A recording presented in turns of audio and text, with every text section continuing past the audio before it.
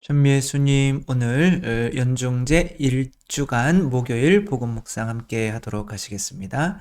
성부와 성자와 성령의 이름으로 아멘. 오늘 먼저 복음 말씀이 무엇인지 보도록 하겠습니다. 어떤 나병 환자가 예수님께 와서 도움을 청하죠. 나병 환자가 무슨 도움을 청할까요? 자기를 치유해 달라고 깨끗하게 스승님께서는 하고자 하시면 저를 깨끗하게 하실 수 있습니다. 엄청난 믿음이죠.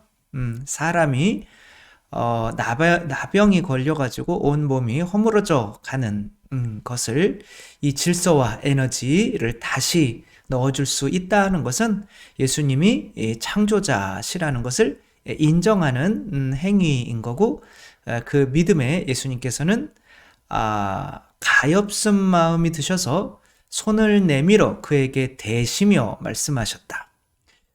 굳이 안 되셔도 되는데 대셨단 말이에요. 나병 환자에게 손을 대면 그 사람도 부정해져서 그 사람도 이제 여기에서는 이제 마을로 더 이상 들어갈 수 없게 되는 어떤 빌미가 되게 되는 거죠. 내가 하고자 하니 깨끗하게 되어라 라고 깨끗하게 되었고요. 근데 이제 여기서 예수님께서 좀 이해할 수 없는 말씀을 하셔요. 누구에게든 아무 말도 하지 않도록 조심하여라. 그래서 사제에게 가서 나병이 나면 이제 사제한테 가서 확인을 받고 예물을 바치고 이제 공증을 받으면 이제 나병에서 나았다라고 하는 것이 이제 그 법적으로 그렇게 되는 거죠.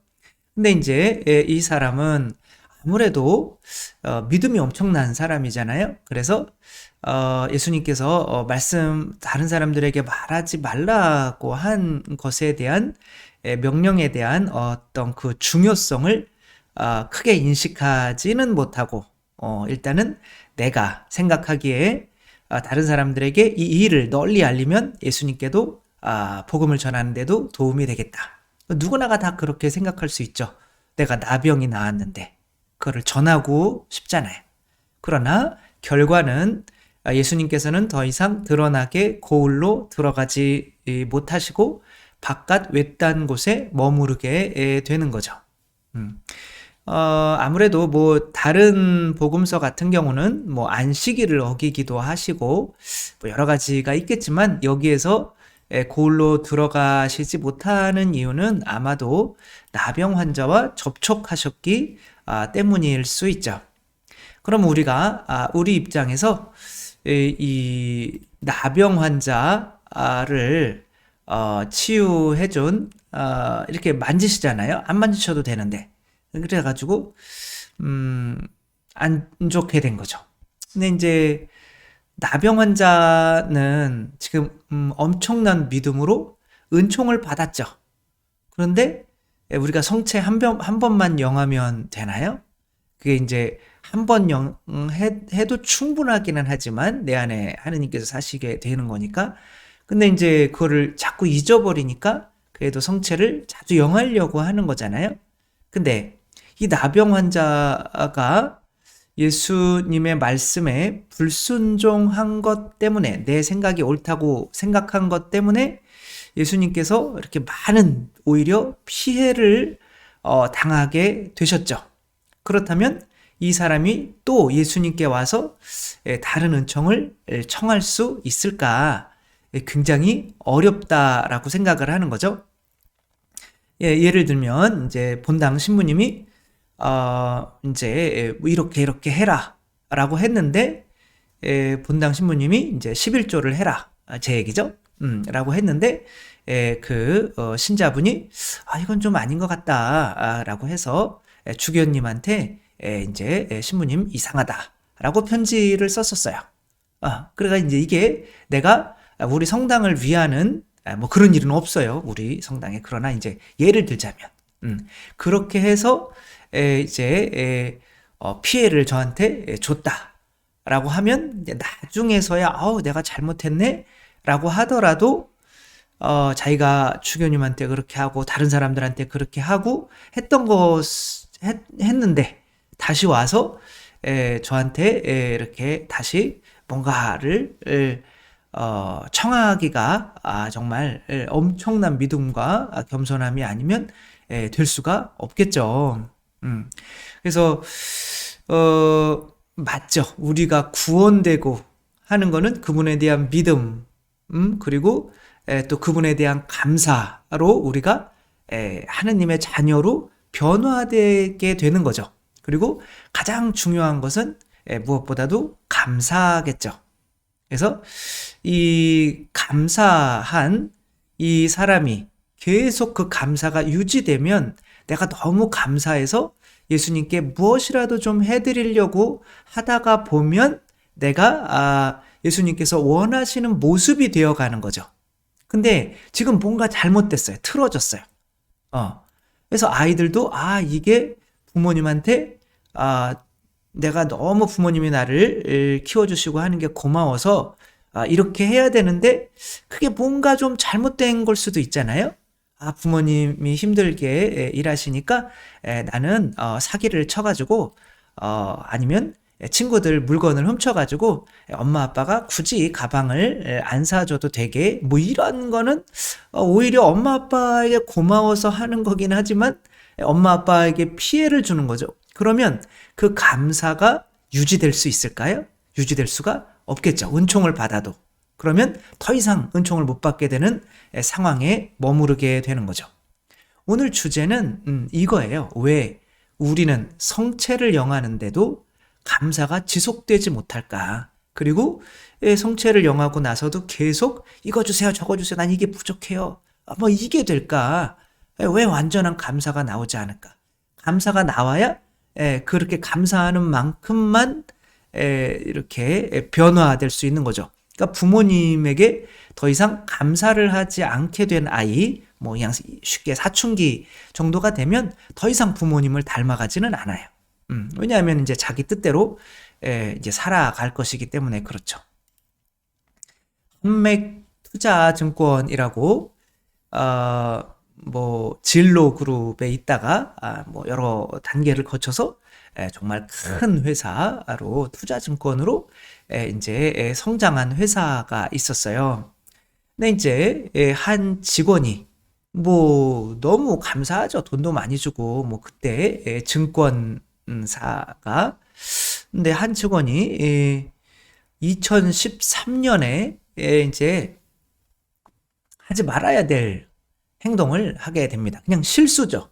실수인데 이 회사에 그게 규율을 어긴 게 된 거죠. 그러니까 뭐 무슨 소리인지는 잘 모르겠는데 옵션 가격 변수 이자율을 365분의 잔여일로 해야 되는 건데 그 365를 0으로 해버린 거예요. 그러니까 이제 컴퓨터 자체가 모든 이제 투자를 이제 하면 다 이익이 되는 남는 것으로 인식을 해버려가지고 막 그 계약을 체결을 막대한 양의 거래를 체결을 해버리게 되는 거죠. 지금 막 컴퓨터가 막 돌아가니까 이 사람이 뭐 재빨리 이 코드를 뽑아버렸어요. 그게 이제 143초면 622, 637, 뭐 2분 조금 넘는 상황에서 체결된 그 계약 건수가 37,900여 건이 체결되었고 이것으로 인해서 손실액이 462억 원이 손실액이 생긴 거죠.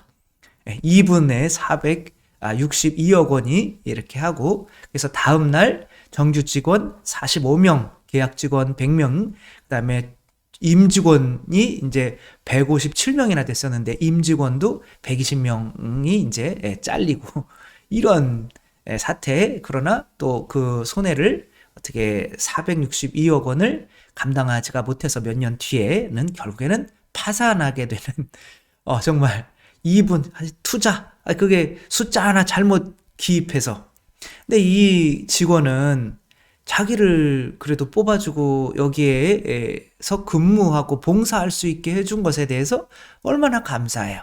그러면은 이 증권회사와 하나가 되어 가겠죠. 그러나 이 증권회사에서 허락되지 않은 것을 하게 됨으로써 이 증권회사에 피해를 입히고 결국에는 더 이상 이 증권회사에 대한 고마움이나 봉사를 할 수 있는 자격을 잃게 된 거죠. 에덴 동산에서도 사실 똑같이 이런 일이 일어났죠. 에덴 동산에서 하느님께서 모든 것에 대해서 감사할 수 있게 해주셨어요. 왜? 모든 것을 다 주셨으니까.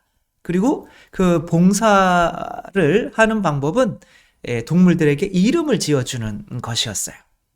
근데 하나의 거기에서 지켜져야 되는 계명을 지키지 않았죠. 무슨 얘기 하려고 하는지 불안하시죠? 다 알기도 하시고, 그러니까 그 선악과를 바쳐라. 땅에서 나는 모든 소출의 10분의 1은 나의 것이다. 이것은 하느님을 위한 것이 보다는 그것을 바치는 이의 감사가 지속되게 만들기 위한 거죠. 하느님께 감사가 되지 않으면 더 이상 하느님을 닮아가고 하느님의 자녀가 될 수 없기 때문에 이 선악과를 바치는 그러니까 계명이 딱 하나밖에 없었잖아요. 그거를 어겨버린 거죠. 그러니까 이제 엄청난 시스템의 오류가 발생하고 더 이상은 그 아담과 하와가 하느님의 집에 머물며 더 이상 하느님께 감사할 수 있게 되지 못하고 더 이상 아무튼 하느님의 자녀 에덴 동산에서 쫓겨나는 결과가 마주치게 된 거죠. 우리가 성체성사 마찬가지로 생명나무를 먹기는 해요. 그러나 하느님께 불순종하고 있어요. 11조를 안 바쳐요. 이 구역에서도 뭐 다 바치라고 그러고 예수님도 10분의 1을 바치라고 하는데 우리는 이 계명은 안 지켜도 된다고 생각해요. 그러니까 어떤 계명을 안 지키면서 불순종하면서 계명에 불순종하면서 그 감사가 지속될 수 있을까요? 이게 순서상으로 볼 때 내가 순종하지 못하는 분에게 감사가 지속될 수는 없는 거죠. 그래서 이 아이가 부모를 계속 닮아가려면 부모가 일단은 하라고 하는 것대로 뭐 어른들한테 인사를 해라, 뭐 도둑질하지 마라, 거짓말하지 마라, 이런 계명을 지키는 한에서 감사가 유지될 수가 있는 거지. 내가 거짓말을 해서 혹은 남의 물건을 훔쳐서 이 부모님이 큰 비난을 받고 이렇게 하게 되면 부모님에게 좋은 게 올 수가 없잖아요. 아이에게 너 참 잘했다 이럴 수가 없잖아요. 그러면 이제 은총이 끊기게 되고 아이는 더 이상 감사할 수 없게 되고 그러면 부모를 닮아갈 수 없게 되는 거죠. 우리가 성체성사를 영하는데 봉헌이 있잖아요. 그 전에 이게 너무 중요하고 11조 혹은 교무금이 너무 중요한데 지금 강조가 되고 있지 못한 것이 결국에는 성체를 영해도 감사가 나오지 못하게 만들어서 우리가 신앙생활을 하더라도 하느님을 닮아가지 못하는 이런 상황에 처하게 되는 거죠. 사울은 감사하지 않았을까요? 너무 감사했겠죠. 자기를 보잘것없는 자기를 이스라엘의 첫 번째 왕으로 하느님께서 삼아주셨으니까. 그러나 사제직은 준 적이 없거든요. 사무엘이 이제 사제직의 역할을 예언자면서 하는데 이제 뭐 약속한 기한에 사무엘이 오지도 않는데 하느님께서 내가 그래도 저런 제물을 바치는 건 좋은 일이잖아요. 11조를 바치는 건 제물을 바치는 거 좋은 일이잖아요. 이런 좋은 일이니까 해도 되지 않을까? 라고 했지만 이게 빌미가 돼서 이제 왕권의 자리에서 이제 하느님께서 더 이상 너는 왕이 아니야 라고 이제 내쫓게 되는 거죠. 하느님의 계명에 불순종하면서 그 사람에게 계속 감사를 유지할 수 있는 것은 불가능하다는 거죠. 먼저 계명을 지키고 정말 어이없지만 왜 당신의 어떤 이런 은혜를 사람들한테 내가 표현하지 못하게 하십니까? 내가 그게 당신한테 더 옳은 것 같은데 이게 교만이잖아요. 내 생각이 하느님 생각보다 더 옳아요. 그럼 내가 더 높이 있는데 그럼 내가 하느님한테 더 많이 해준다고 생각하지 감사가 나올 수는 없는 거죠. 감사는 항상 그 감사할 대상의 그 명령에 말씀에 순종하고 있을 때 유지될 수 있는 거죠. 근데 우리 그 계명에 이스라엘 사람들은 지금 감사할 게 하나도 없어요. 하느님이 자신들을 왠지 버린 것 같았고, 그러나 이 사람들이 2000년 동안 이렇게 이어올 수 있었던 이유는 그래도 안식일법을 철저히 지키고 11조의 법을 철저히 지키고 이 사람들은 정말 감사할 게 없었는데 11조 내고 안식일 때 전쟁이 났는데 안식일이라고 사람들 안식일이 일하면 안 되잖아요. 그래가지고 그냥 다 죽었대요. 쳐들어왔을 때 오늘은 안식일이라 난 그냥 총 맞아 죽을래. 이렇게 율법에 철저했던 거죠. 그렇기 때문에 지금은 더 감사한 어떤 모습의 삶을 살게 된 거죠. 그래서 감사가 우리를 하느님의 자녀로 만드는 거는 맞지만 먼저 감사를 위해서 그 감사할 대상이 나에게 주는 그 계명을 따르고 있지 않다면 불순종하지 않는다면 그 감사는 언젠가는 끊기고 만다라고 하는 것을 명심하면서 우리도 어쩌면 하느님의 계명을 조금은 우습게 생각하며 불순종하면서도 하느님께 감사하려고 노력하고 있지는 않은지 11조도 안 바치면서 하느님의 계명도 안 지키면서 어떻게 감사가 유지될 수 있겠어요. 하느님을 무시하는 거죠. 어떻게 보면 그러면서 성체성사 영하면서 하느님 감사합니다 안 나온다는 거죠. 그래서 우리가 정말 빨리 회복해야 되는 것이 이 11조, 그 다음에 안식일, 여러 가지가 있겠지만, 우선은 에덴 동산에서 첫 번째 명령을 하셨던 거, 선악과 바쳐라. 그 명령을, 이거 왜 바쳐요? 그럼 더 가난해지는데요? 그건 우리 생각이잖아요. 그러나 결국에 오늘 나병 환자도 예수님께 불순종해서 피해를 끼치고, 그것 때문에 더 이상은 어쩌면 예수님을 못 따라다니게 된 상황이 이 은총이 저주가 된 거죠. 될 수가 있으니까 우리들도 먼저 계명부터 먼저 지켜야만 우리 감사가 유지될 수 있는 거 따라서 우리가 한번 올해는 11조를 한번 해볼까? 이런 결심을 해보셨으면 좋겠습니다. 주님께서 여러분과 함께 전능하신 천주 성부와 성자와 성령께서는 여기 모인 모든 이에게 축복을 내리시어 길이 머물게 하소서. 주님과 함께 가서 복음을 전합시다. 하느님 감사합니다. 성부와 성자와 성령의 이름으로 아멘. 감사합니다. 사랑합니다.